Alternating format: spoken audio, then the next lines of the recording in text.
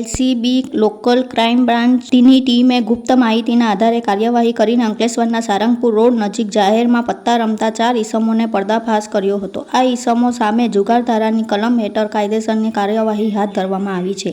પ્રાપ્ત માહિતી મુજબ એલસીબીના કર્મચારીઓ અંકલેશ્વરના સારંગપુર વિસ્તારમાં ગુના સંદર્ભે પેટ્રોલિંગમાં હતા, ત્યારે તેમને ગુપ્ત બાતમી મળેલી કે સોનમ સોસાયટીના પાછળના ભાગે રેલવે લાઇન નજીક કેટલાક ઈસમો ખુલ્લાના પાના વત્તા વડે દાવતપુરમ પરત જુગાર રમે છે. જ્યારે ટીમે સ્થળ પર દરોડો પાડ્યો ત્યારે નીચેના 4 ઈસમો જુગાર રમતા ઝડપાયા.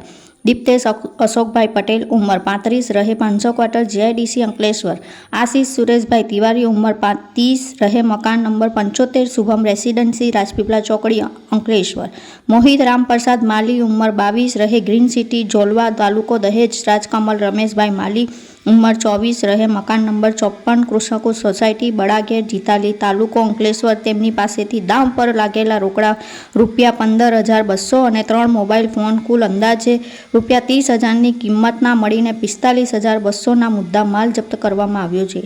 આ ચારેય ઈસમોને કાયદેસરની કાર્યવાહી માટે અંકલેશ્વર તાલુકા પોલીસ સ્ટેશનમાં તપાસ હાથ ધરવામાં આવી.